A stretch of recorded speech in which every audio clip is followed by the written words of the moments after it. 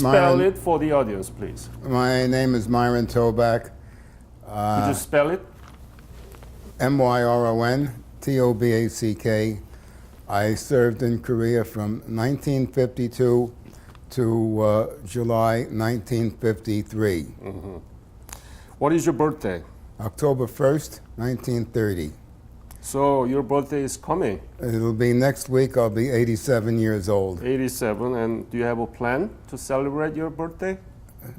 Not really. As usual. No, I want to celebrate the 90th. I like to celebrate every 10 years. Every 10 years? Yes. All right, so it's coming. It's coming. Okay.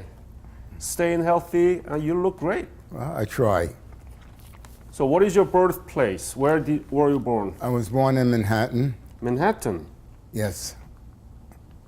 And tell me about your family members when you were growing up, your parents and your siblings.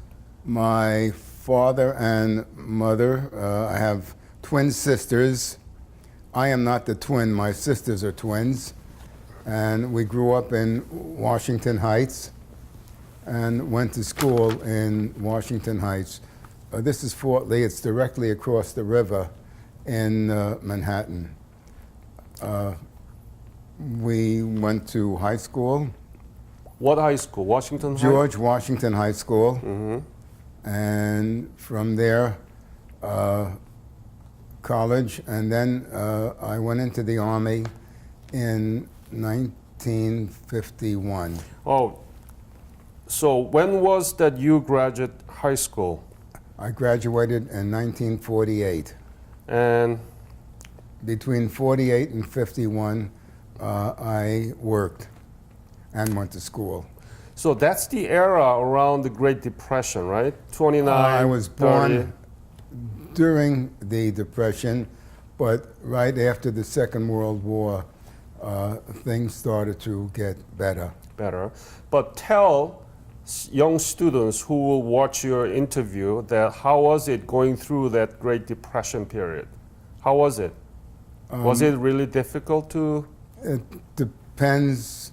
If you had a job, it was not difficult. My father was a hardworking man, and we did very well during the Depression. Mm-hmm. And when you graduated in 1948, let me ask this question. Did you learn anything about Korea during your classes from K-12? No. Nothing? Absolutely nothing. You didn't know anything about Korea? Not until 1951 or 50. Not until 1950. Did you know where it was located? Well, you know, you're asking me to think back. Yeah, many years. But let me put it this way: I did not give a thought to Korea until the Korean War. That's fair, because most of the people that I had interviewed so far didn't know anything about Korea until they graduated high school, until the breakout of the Korean War. That's correct. Have you been back to Korea after you served during the war? No. No. I have not. So this is what my question will be really focusing on. The Korea you saw in 1952-53 and the Korea you know now, what are the differences? What are the transformations? What do you think about those? Okay, I'll tell you the transformation. When I got off the troop ship in Busan Harbor, I saw nothing but mountains behind the city. There were no buildings. The tallest thing in Busan at that time were the fire towers. Busan was absolutely nothing more than 2 stories high in Busan. There were no brick buildings in Busan. The rail station was the only brick building that I saw in Busan. That's my recollection of Busan in 1952. What about people that you saw for the first time? You didn't know anything about Korea, and you saw these people, you saw this landscape, the city. Well, What did you feel about it? the people dressed differently. The harabojis wore white linen garments. They had a small black hat. They would smoke cigarettes from a long pipe with a little bowl on the end of it. They wore white goshin. And I thought all of Korea was like that. A lot of the women just wore black pantaloons, a blouse, and a white vest, a linen vest. Basically, that's what most of the Koreans wore at that time. Completely different today. Myron, be Yes. honest. Be What? honest about your image of the Korean people and Korea, the Busan, when you see them for the first time in your life. How was it? What adjective can you use to describe the memory that you have about the first scene of Busan? You know, I saw orphans. I saw poor people. You know, the war was going on. There was no luxury. It was just subsistence. It was just mere subsistence. There was no luxury at all. Yeah. There's a lot of things that I can remember, but basically, I hope, you can cut this for a moment? Sure, we can edit it, so don't worry about good. it. Yeah. Because there were people, there were young kids. There was one kid who apparently was of a mixed race, and the kids used to call him Jimmy Banjung. What is that? What? What is that? Well, I understand Banjung is a half-breed. Oh, okay, okay. I don't know if you want to continue. It's okay. Yeah, it's not a problem. Everybody talks about those. But by and large, Busan had no restaurants to speak of, maybe one, and that was believe it or not, a Chinese restaurant Chinese. in Busan. Uh-huh. We stayed in Busan for about 2 weeks. I was trained as an infantry leader, and my unit was supposed to go up to the front. However, at that time, Korean prisoners on Kojido pulled one of our generals, a Brigadier General Dodd, into their compound and held him hostage. They held him hostage, and they had him write letters of how they were being mistreated and usual propaganda. And our government sent a general by the name of Carlson to get him out, and he was not successful. At that time, they pulled my unit off and sent me to Kojido. And at that time, we met a Brigadier General Dodd. He was the one who was in. A Brigadier General Bull Boatner. I think his first name was Hayden, but everybody referred to him as Bull Boatner. And he told us how we were going to get the general out, and that's my contact in Kojido. We went into the compound, and we were able to get the general out, and we were able to break down the compounds. They had too many prisoners in one compound on Kojido, and they started sending them to the islands. I was on an island called Yanchado, and near me was another island called Pangamdo, and they were prison islands that held about 4,000 or 5,000 prisoners. I don't know the amount that we had, but the biggest prison island that we had was Jeju-do. Yeah. And then I became from an infantry leader to a guardian of prisoners. But I've had many jobs in the time that I did that.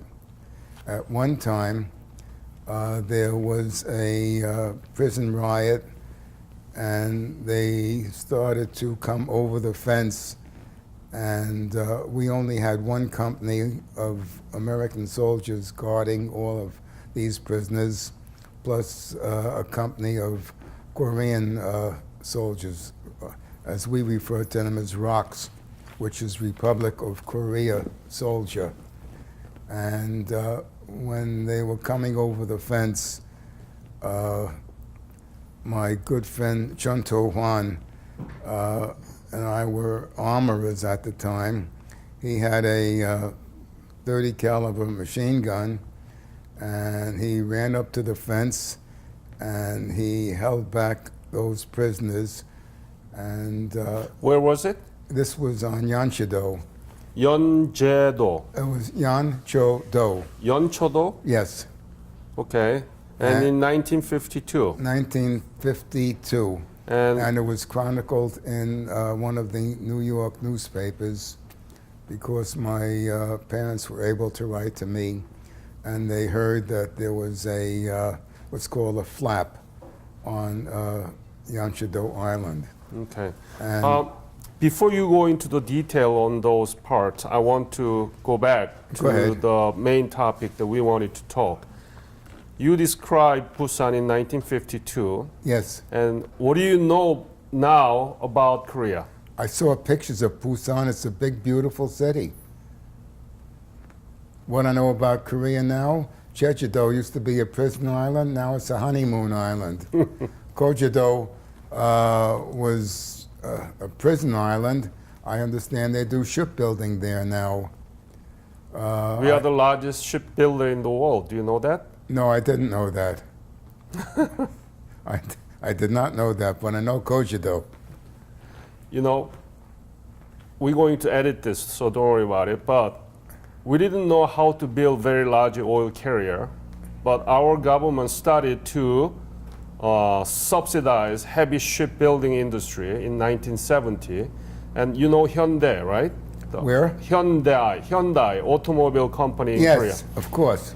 The guy who owns that wanted to do this building very large oil carrier, so he went to Turk, and got the business order to build a very large oil carrier in the history of, for the first time in the history of Korean heavy shipping industry. He went to Scotland to buy the blueprint for dockyard so that he can build a dockyard to build a very large oil carrier. He went to Japan, Mitsubishi, and had a contract to buy all this personnel who know how to build the ship. And they began to build a very large oil carrier. And at the time, because it's so big, they build a part to get at the same time, and then later they put that together. Okay? So they build a half and the other half separately, and at the end of the process, they put that together as one very large oil carrier. Do you know what happened? I'm trying to guess that when you asked me what happened, it probably broke in half. It's similar. It didn't put that together. It didn't put. Because that was the first very large oil carrier they built. So they failed to deliver this very large oil carrier to the Turkish businessman. And that's how we started from the scratch, now later become the largest shipbuilder in the world. China is catching up now, but still, that's the Korea. Can you believe it? Well, yes, I can believe it because I deal with many Koreans. And Why? what? Why? In my business, in business, and in my personal contacts. I deal with many Koreans. And why do you think that Korea become like this today is not something unexpected to you? I'm ashamed to tell you why. As long as you're going to audit it, they were known as the Jews of Asia. Uh-huh. But Why do you want me to edit this part? well, I don't know if other people want to hear that. I see it a positive thing. Well, to me, it's positive, very Yeah. positive. Absolutely. Look what happened in New York. How many grocery stores sprung up that were owned by Koreans. Now, they've all bettered themselves, their children have bettered themselves, and that's how every immigrant group came here. From my forebears, they owned small stores. They owned small grocery stores or clothing stores. Actually, stores where they worked in the back of the store to produce what they were selling. And that is no longer around. Now you have the supermarkets, you have the chain stores, and the dry cleaners are mostly Koreans in New York City. They do a great job. And the generations that follow them either become lawyers, accountants, or doctors. Second Korean generation. Yes, the second generation came out very well. And every generation will probably do better and better. This is how immigrant peoples came to America. Mine came in 1905. Okay. And look, that's how So successes are. you don't see it very surprising. Yes, I find the Koreans very enterprising. One of them told me they have what they call a gi, where they lend money to new people to start a business, and when they get established, they pay back so the next group can start a business. Okay. I don't know if that still goes on today. Oh, It did many, many years ago. Yeah, still there. It's called ge. Yeah? Ge. I don't speak very well Korean. You are much better than normal Korean War veterans. You almost sang whole Korean anthem without, interrupting. did. Yeah, so you're pretty good. But let me ask this question and be honest with me, okay? Okay, You left Korea 1953, correct. July. Yes. So that was after the armistice, right? I left 1 week before the armistice. Oh, that's too bad. Why? Because you didn't see the real ceasefire there. Well, I was on Yanchido. We were the prison guards. We had two kinds of prisoners. We had anti-communists and communist prisoners. Yep. Those people that declared themselves as anti-communist and did not want to be repatriated to North Korea were in a separate compound. And they had to be very careful because other prisoners would kill them and if they found out that they wanted to be an anti-communist. I do remember that we had anti-communist compounds. Yep, I know, very familiar with that story. What? But did you had you imagined ever that Korea would become like this today when you left Korea? Not really. No. Yeah. I could not at that time imagine because I remember Daegu and other small cities. I never got further north than Daegu. And I could not imagine that Korea would be where it is today. However, knowing the people today, I can see why it is where it is today. Korea is now 10th largest economy in the world with the size of a little bit bigger than Indiana state. No drop of oil, no natural resources whatsoever. Everything is concentrated in North Korea, including uranium. gold, irons, everything, coals. Now it's the 10th largest economy in the world and sixth largest trading partner to the United States. What do you think about this transformation? It's amazing. I've lived with it. So as far as I'm concerned, it's a natural transformation. To you? To me, yes. That's a very important point. Thank you. So let's go back to the year that you graduated your high school in 1948. Yes. You said that you worked. What Yes. did you work on?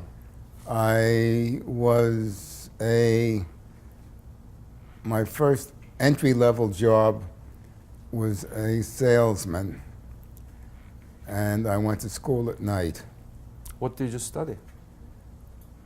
business administration.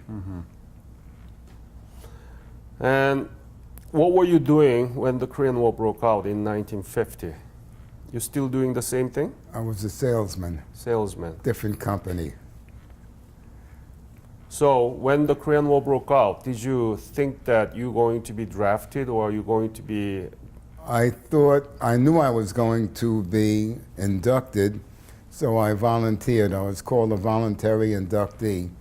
I volunteered maybe 6 months before I knew it would be my turn to be called up. When was it? It was July of 1951. And did you know what's going on in Korean Peninsula at the time? Of course. There was a bloody war going on.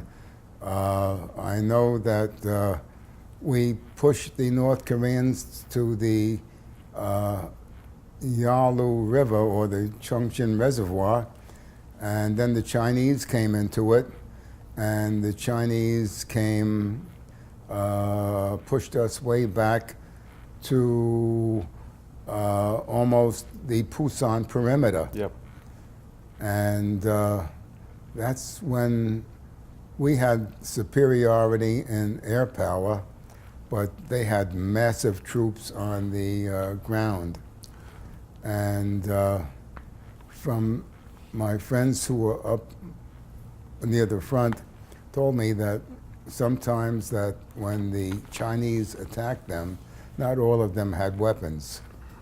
But I don't know how true that was. So what was the perception of American people about the Korean War when you were about to join the military? Did they It was know called what's going on, or were they aware of it? Were they like, I mean, there are some difference between World War II and Korean War, right? Very big difference. First of all, the Korean War was the Allies were under the banner of the United Nations.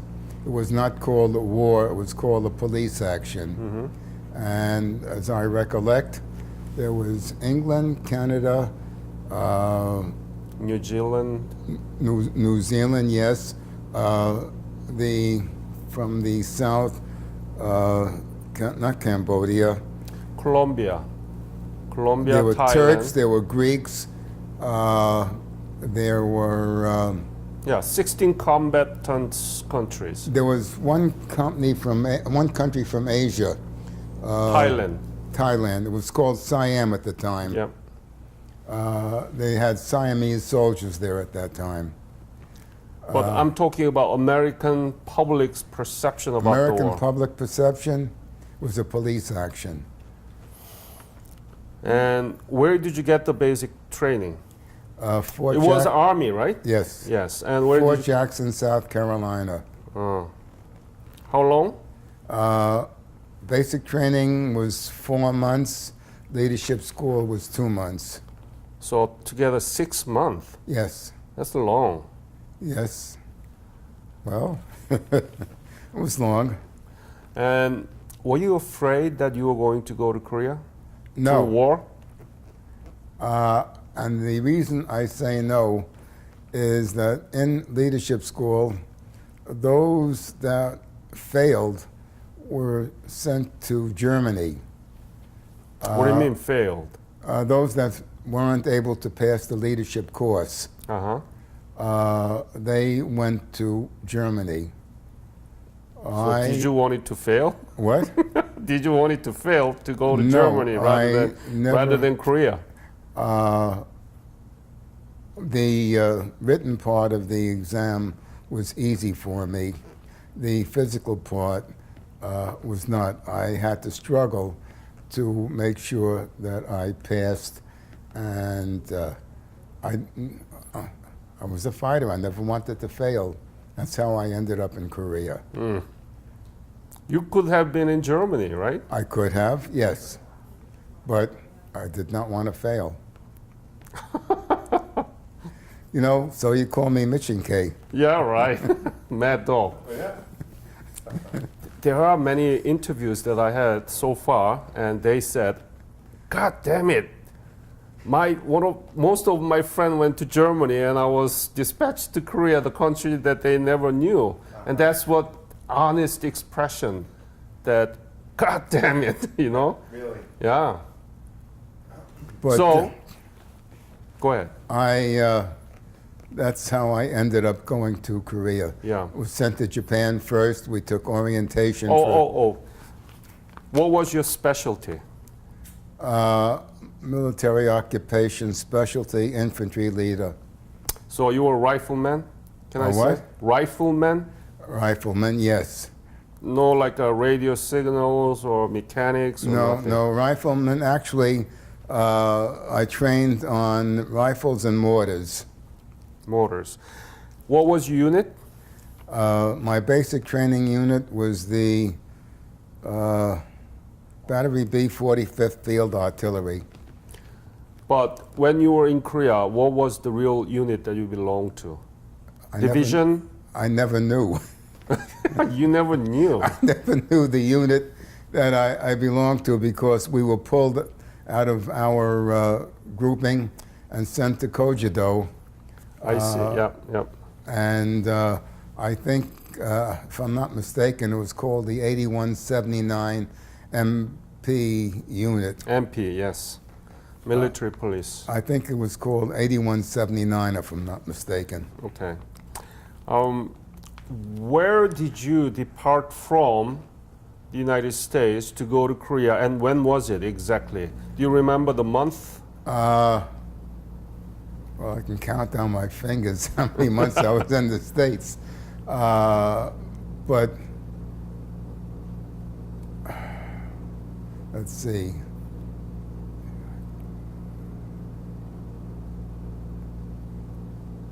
It's probably March March. of 1952. And where did you depart from?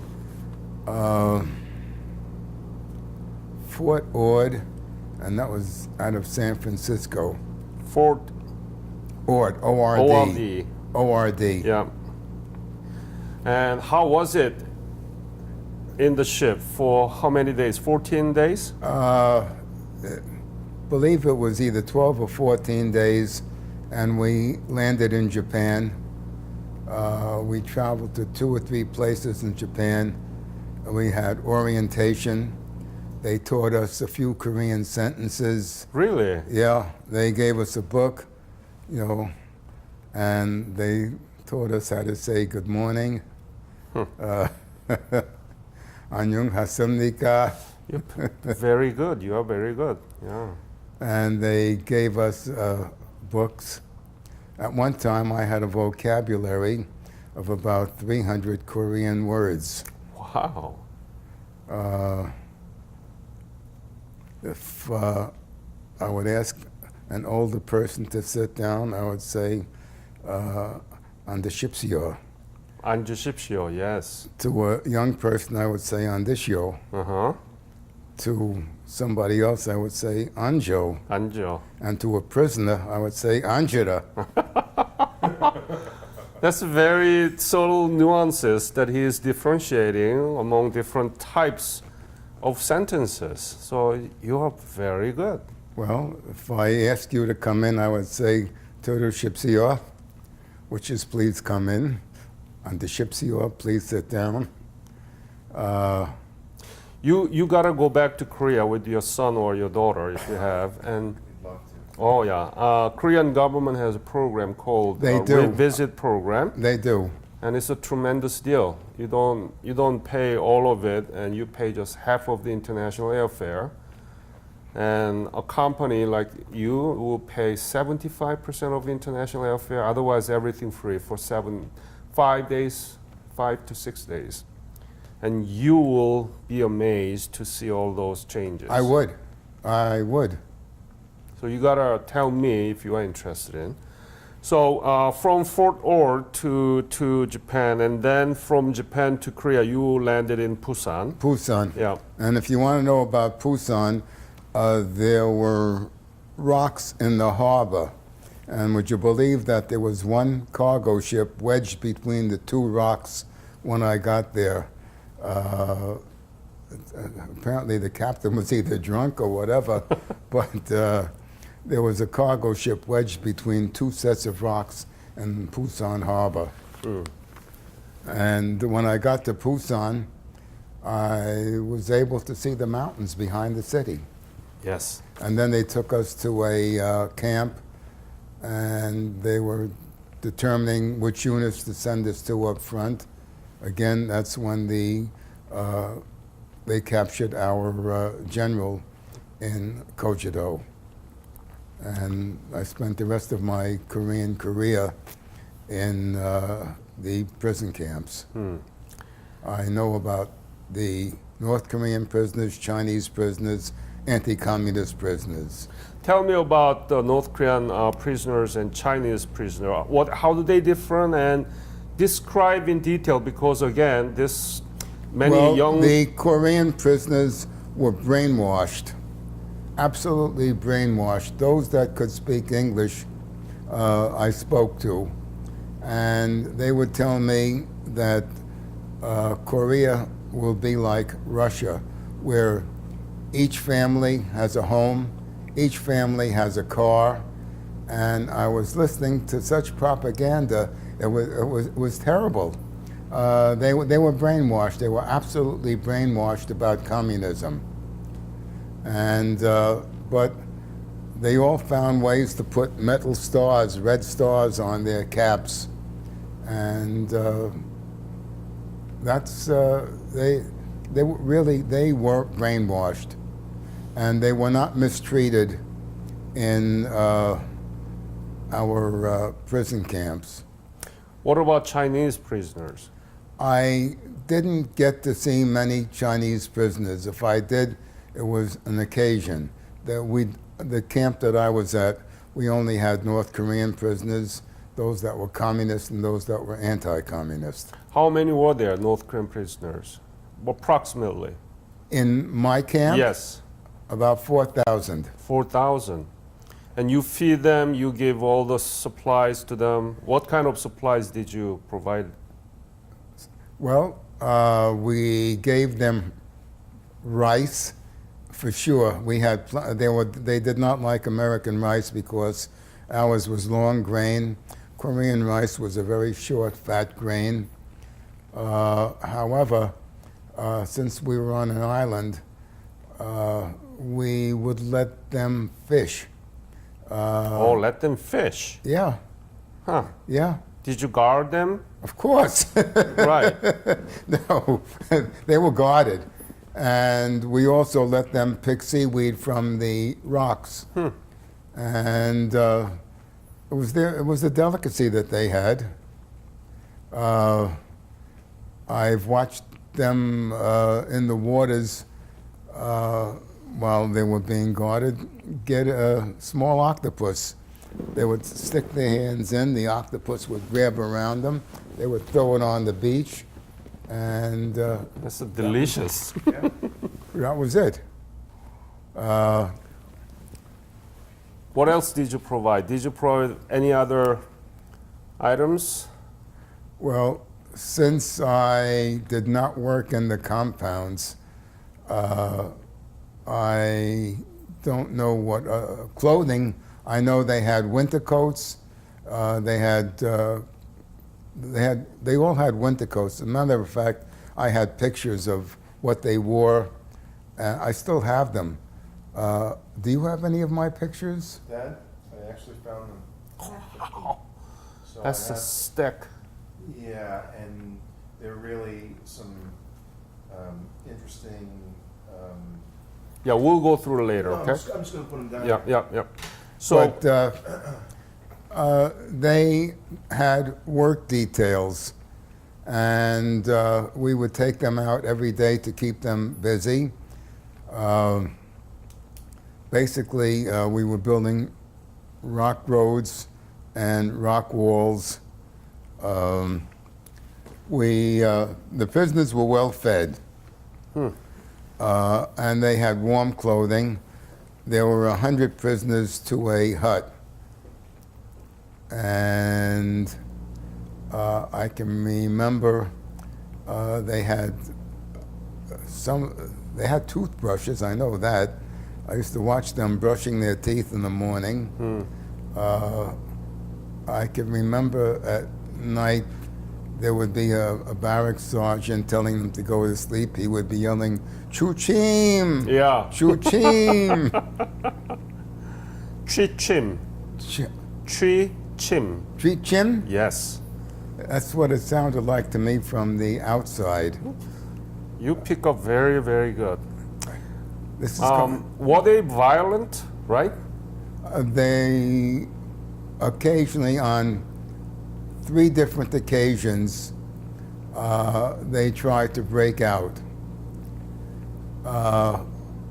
On one occasion, they were very almost successful.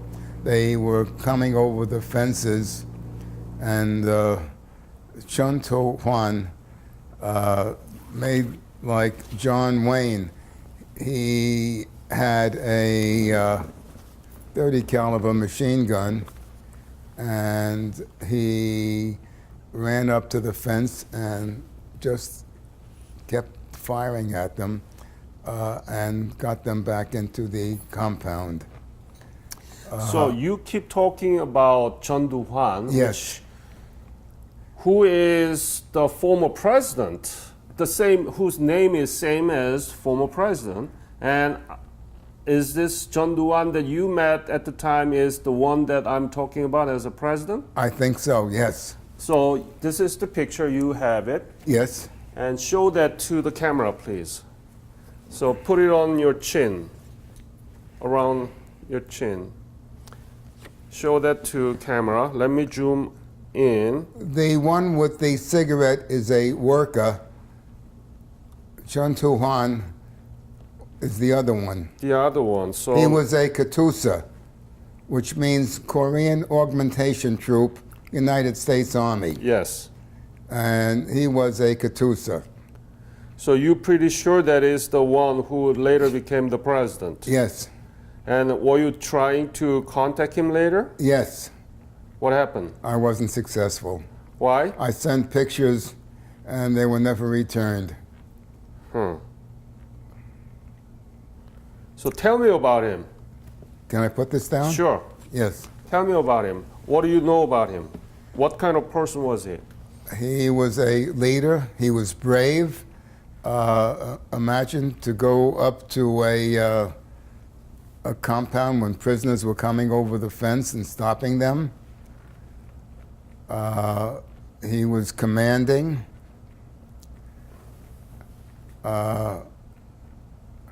I remembered when he wanted somebody to come over to him, he would say Iriwa, not Irio Shipshaw. Demanding. That's right. And that was in 1952 in Yeonjido, Yanshodo. Yeonchodo.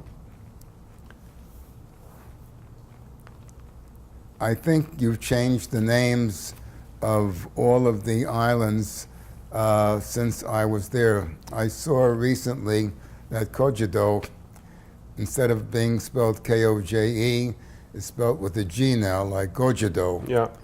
I don't know why, but There has been many different writing system of the Korean pronunciation in alphabet.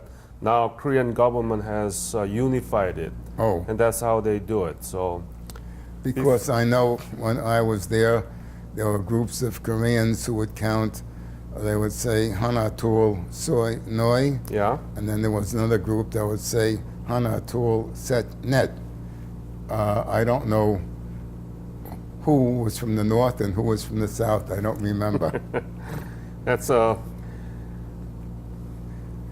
So when did you actually set apart with the Chun Du-hwan? When did he leave? When Or- I left the island in 1953.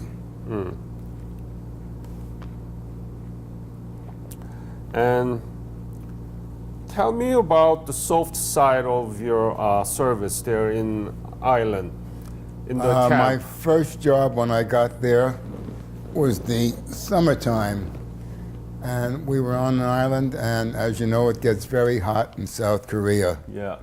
So we had to let the soldiers swim. I had training as a lifeguard, and I was the lifeguard for the soldiers on Korea. I would watch them swim. After the summer was over, I ended up, we had a PX. I ended up running the PX until we had a beer hall. I ended up running the beer hall. After that, I became a cook for 3 months, and after that, I became the armorer artificer for the island. Don't ask me how I got all those different jobs. But you were not in charge of any supplies because you were in charge of PX and beers and everything, right? I was also in charge of the armory. In the morning or at night, I would give the Korean perimeter guards shotguns to walk the perimeter of the compounds. Are you familiar with what a compound looks like? Yep. There's a no man's land that they would walk around and check the prisoners. If a prisoner would try to come over the fence, they would get shot. What was your rank at the time? Corporal, Corporal? And Yes. how much were you paid? What was your salary? I think $138 a month. 108? $138 a month. That's quite a lot at the time. Well, I'll tell you, a Korean general got the equivalent of the same thing. Right. I think it was 5,000 or 6,000 won to $1 at that time, if I'm not mistaken. And a Korean general must have gotten the equivalent of the same pay that I was getting. So what did you do with that money? You didn't need that much money, right? No, we got military payment certificates. We didn't get American cash. So it's a script. We got script, yes. And what did you do with that money? Did you spend? What? There was nothing to spend it on. That's why I'm asking you. What did you do? There was, I think it got sent home. Home. But kept some money for the PX. At that time, American cigarettes were $1 a carton. And no, we just kept some money for the PX. There was nothing to do with the money. There was nothing to buy. Right. But I did get temporary duty in Busan for the Jewish holidays, and I do remember seeing a market, and a truck had duffel bags full of paper money. That's how much inflation there was in Korea at that time. If you bought something, that looked like it was worth $100 American, would be about $1 million in Korean money. And that's about what I remember. Yeah, I see. Where did you sleep and what did you eat? Ate in an American mess hall. We had fairly good food, Hot meal? hot meals. Every day? Every day. We ate very well. And at one time, we had Korean workers on the island, and I was asked to check their mess hall to make sure that they had sufficient and good food to work with. But food was sufficient always, and always we had a kitchen. We, the American soldiers and the Katusas that were with us, ate very well. I see. Were there any other Jewish soldier there working with you? On the island, there were 9. 9 of you. Yes. Any episode that you remember to share with this interview about the prison camp or any part of your service in the island? I went from, I was on more than one island. I had transferred prisoners from one island to another island. Other than working with prisoners, no, I never had a problem with prisoners. So They, if I ever had a work detail, I do remember one time having a difficulty because I didn't know the difference between a muksa and a maksu. what? A muksa and a maksu. What is that? How do you call a carpenter? Ah, moksu. You're right. You have a different accent. Moksu, yes. Muksu. Yeah. And Mok. muksu Yeah. is a carpenter. Yes. And muksa, What is that? a priest. Oh, moksa. Muksa. Yeah.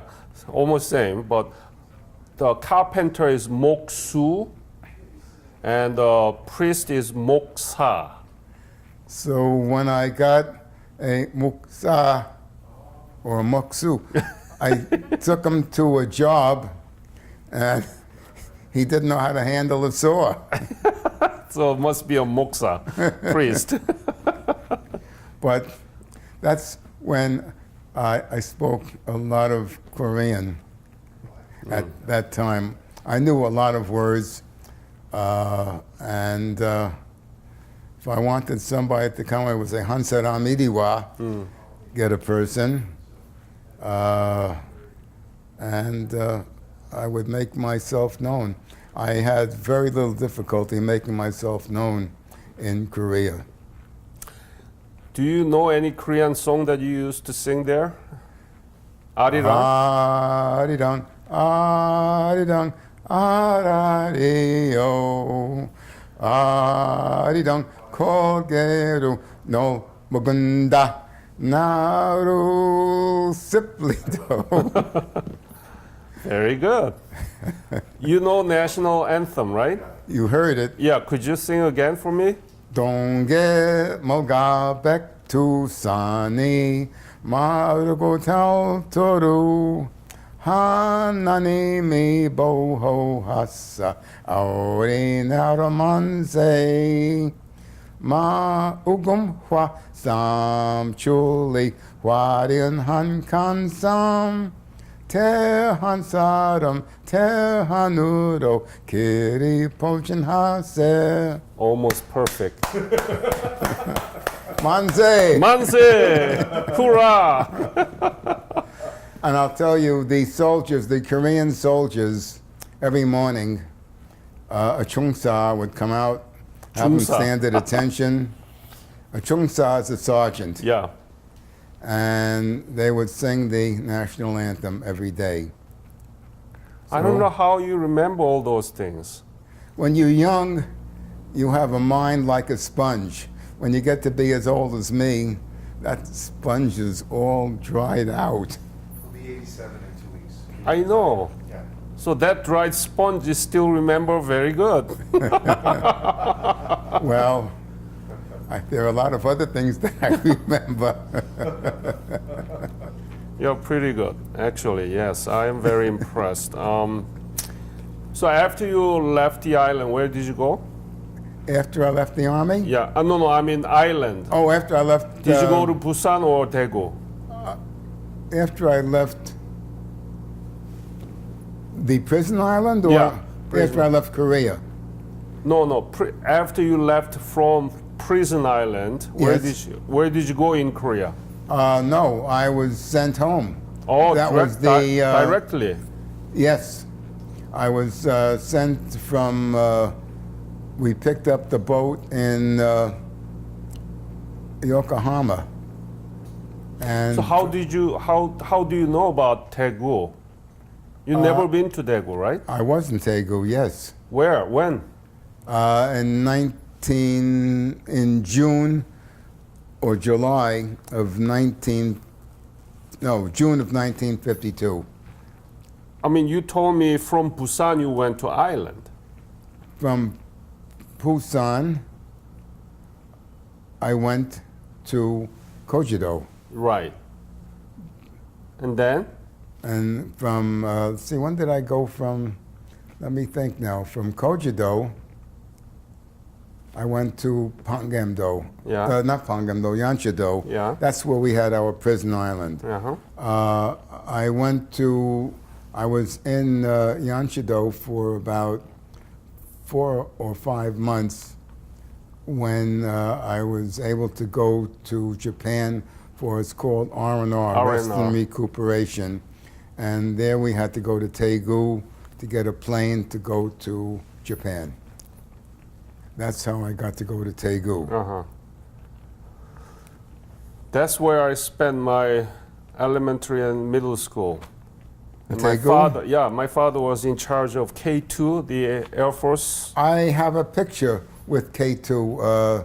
It's here. It's there? Yeah. Yeah. Show him. My father was in charge of the whole Air Force, the F-4D Phantom. Yes. Yeah. So And first time I ever put on a parachute, going to Japan. So But- go ahead. We had air superiority, so it was never a problem or a question. Please tell me about what was the most difficult thing during your service in Korea. Difficult? Yeah. What was the thing that bothered you most The or weather. difficult? In the wintertime, we froze. It was so cold on the island that I remember the bolt on my rifle freezing. And to free it, I had to step on it, the bolt, to free the bolt. That's how cold it was. But that's the most southern part of Korean Peninsula, and That's right. the warmest part. Yeah? You wouldn't want to be there in the wintertime. Must be very windy, right? I don't remember it being windy. Oh. It was a mountainous island. As far as I knew Korea at that time, from whatever I saw, it was either up or down. It was all mountainous. So that was the most difficult thing to you in your memory?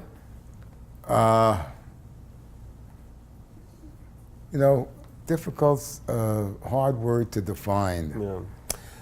Yeah.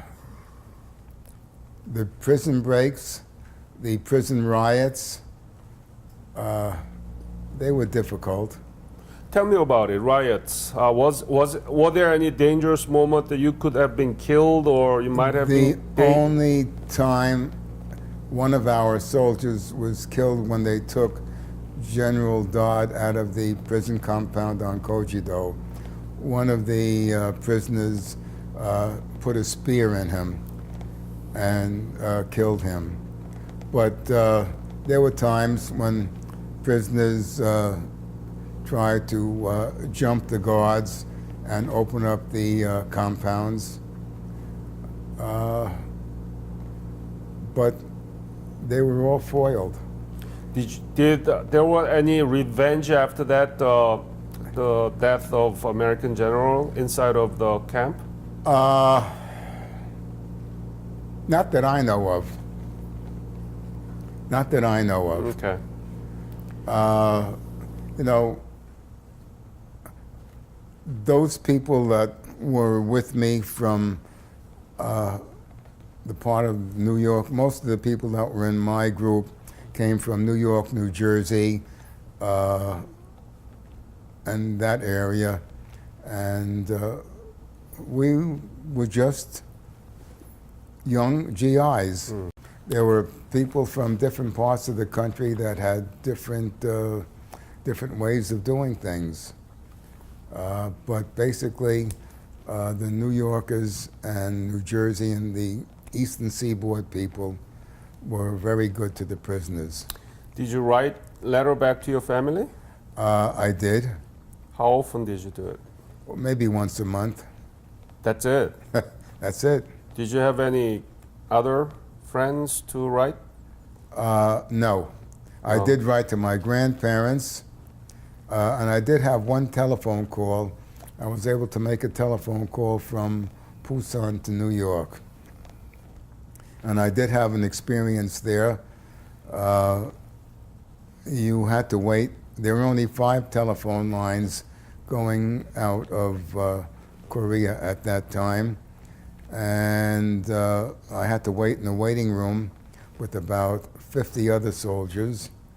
And finally I hear Corporal Toback to the telephone Where was it? in Busan. Busan.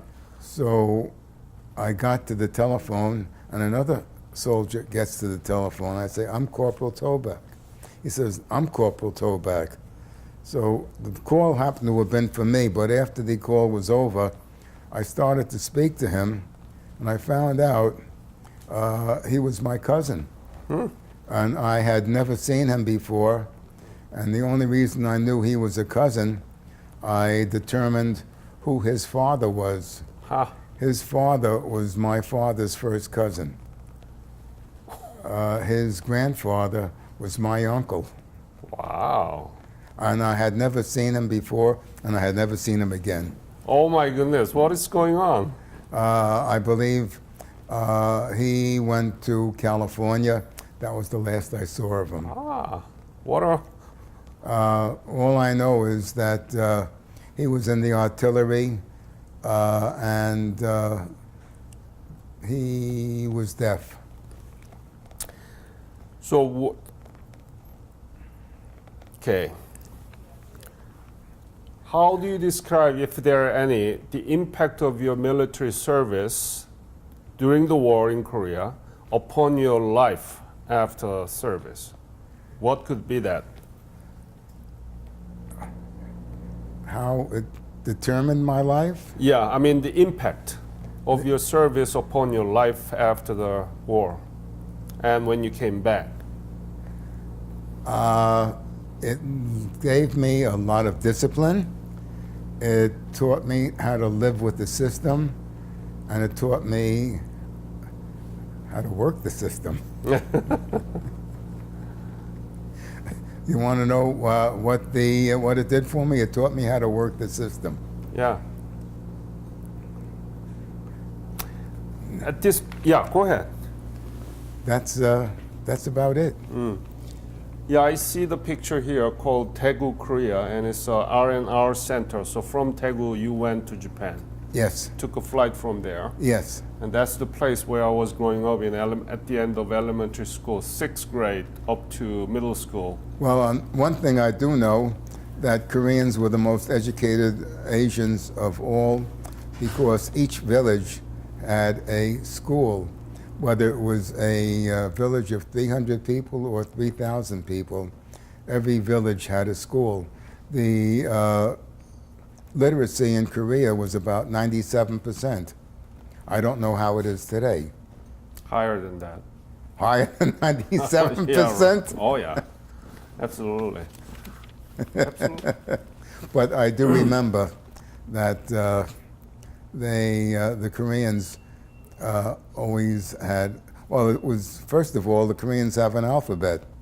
The Chinese and the Japanese was more difficult. Yeah, that's one of the reasons. King Sejong invented Korean alphabet, and it's much easier than Hebrew. I can tell that. Well, the amount of characters are the same. Yeah, but still, one of the tribal groups in Indonesia, they use Korean alphabet as their alphabet because that can write what they pronounce. So easy. So that's the radical difference between Chinese and Korean. At this point, I want to invite your whole family, if you don't mind. Do you want to do that? No? I don't think it's okay, necessary. good. So now let me ask a question. Yes. What do you think about the legacy of your service and the legacy of the Korean War? Well, it freed Korea. That's one thing. My legacy, well, I went to school under the GI Bill after the war, and that was my legacy. Tell me about the GI Bill. How much was it and what were you able to do with it? I was able to get my diploma. I was able to go to work. I was able to use the schooling to work, and I did very well with it. I ended up starting a business. What would you say a business we have, Michael? What do you mean?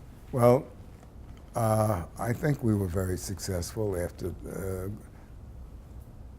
going into business. So GI Bill pays your tuition Yes. and some of the living cost, right? No living costs, just Not tuition. at all? What Just- about residence? I mean the home. I lived at home. So that didn't pay? Some of the people who says about the GI Bill was tuition and some of the apartment rent covered. That was from the Second World War. Huh. That was not from the Korean War. I need to... From the Second World War, those people who got out of the army that couldn't find a job went into what they called the 5220 Club. For one whole year, they got $20 a week, and they were known as the 5220 people. The Korean War did not have that. The Korean War had mustering out pay. I remember when I got out of the army, I got $300. That was my mustering out pay from the Korean War, I see. and that was it. We talked about the revisit program run by Korean government, Ministry of Patriots and Veterans Affairs, MPVA, Yes. and they invite Korean War veterans from 21 countries regularly.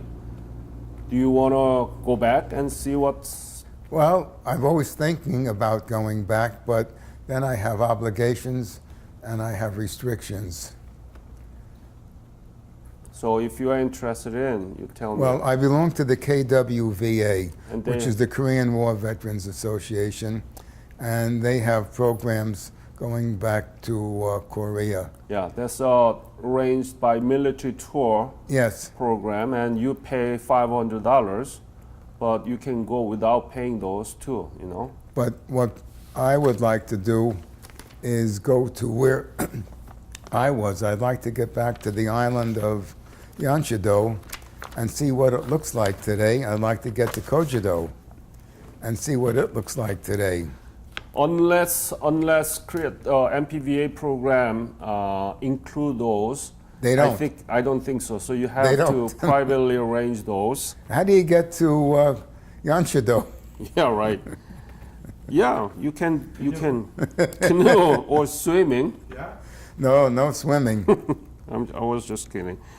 Yes, so you're talking about the graybeard here. Yes. And Same organization. yeah, I'm officially on that boat. I mean in the member here. Oh, Oh yeah, you know the president, former president, which one? Larry Kinner. No, I don't know him personally. Any president do you know? No. No, they are all behind this program. I would like to be with it also. Yeah, they're going to have a reunion in Norfolk, Virginia, pretty soon, October 2nd to 5th. Yep. I know Norfolk very well, So you can go there. You know, they will gather there. except I have obligations. You have too many obligations. Yes. As a matter of fact, next week, which is October 1st, No, it's not next week, it's the week after. week after? Yeah. The 30th is Yom Kippur. Yes. And then 2 days later is your birthday. Right. Right. Interesting. But really, I can say that I enjoyed,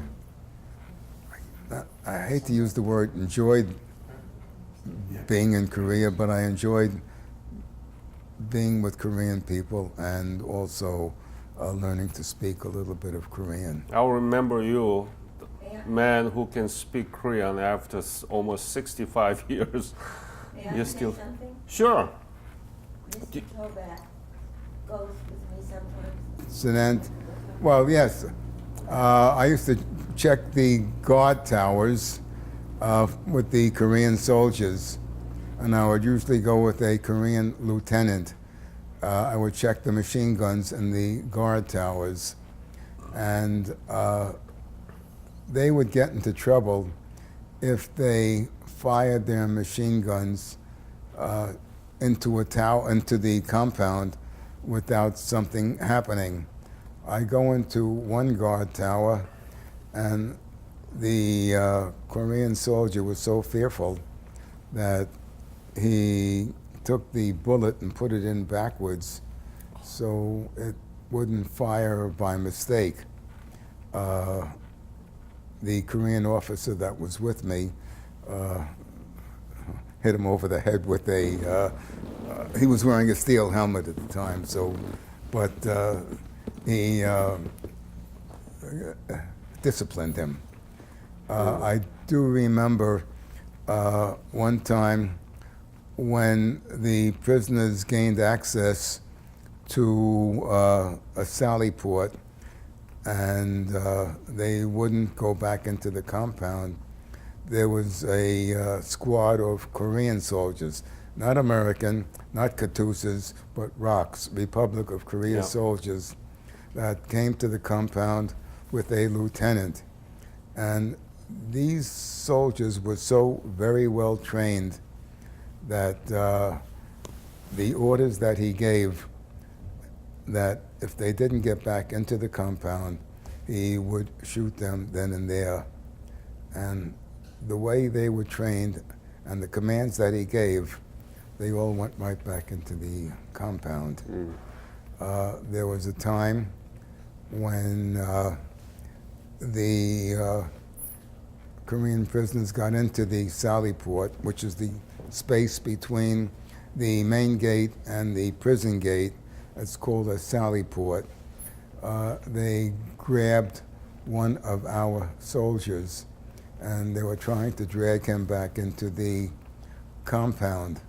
However, one of our sergeants grabbed a pick handle and ran into the sally port swinging and got the soldier out and got them back into the compound. There were many incidents like that, but I can't recall all of them. But There were times that we went into the compounds. There were times that we had to use tear gas to control the prisoners. There were times that they had insurrections.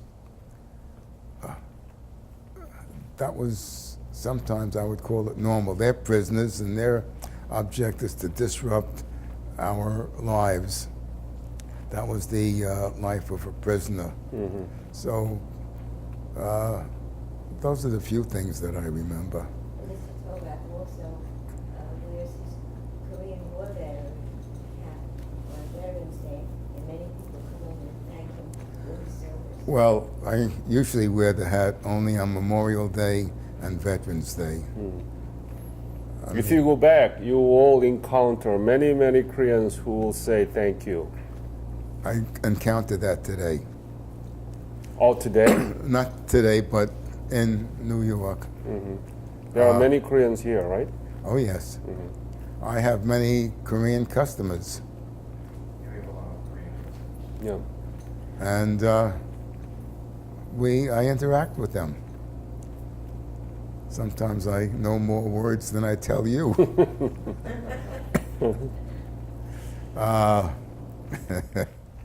But You have to tell him that you're in the jewelry industry.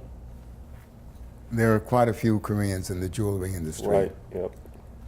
And that's it. That's about it. It's been very pleasant conversation while you were there as a soldier during the war, but still your memory and your recount of those, episodes are very, what can I say, pleasant to hear, and your memory is so good, and you speak so good Korean language. How do I speak Korean? The first time I was in Korea, I was put in a foxhole with a Korean soldier. He didn't speak English, I didn't speak Korean. The first thing I learned was pe, ki, muri, Yeah, muri upso.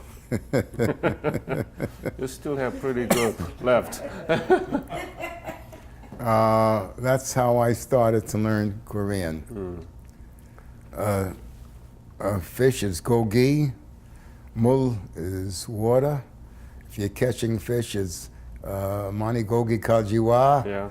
And oh God, I have to think back of all the things that I learned, all the words that I've learned. Yeah. And remember, I want to find one of our sergeants in a village of Hodu. So I asked for the headman in Korean, and I asked for the Migo Tungbul Sansa, which is he was a master sergeant. And I had to get him back to the base.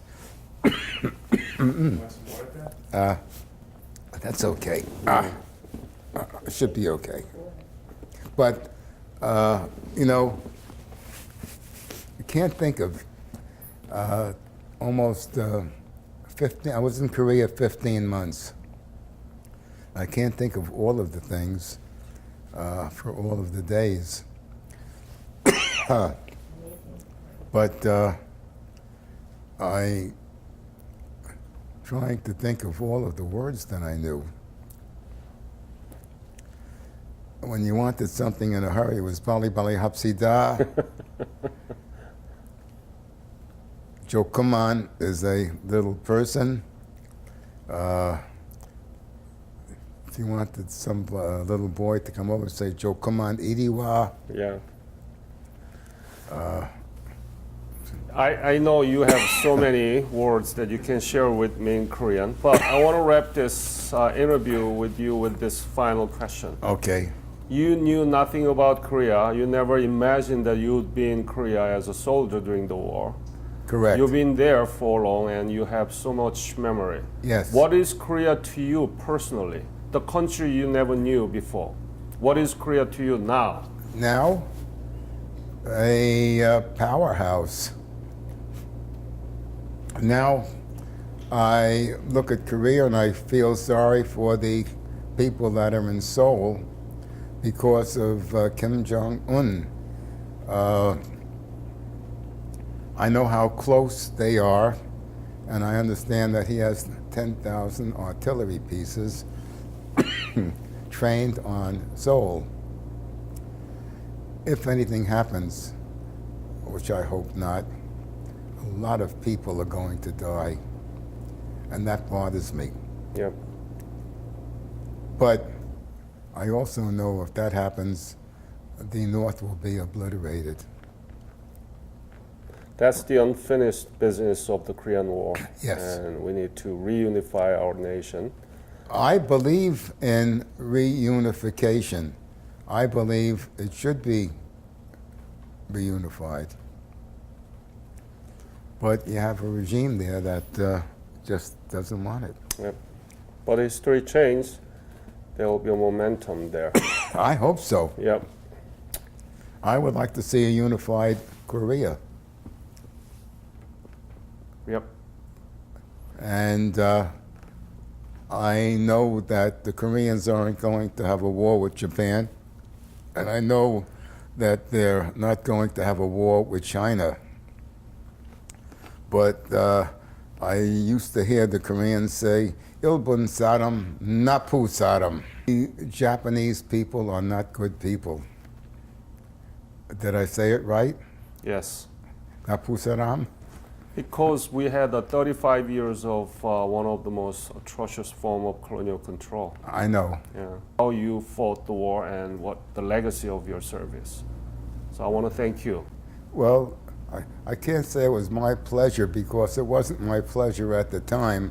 However, since be I'm honest. out and well and back, it was my pleasure.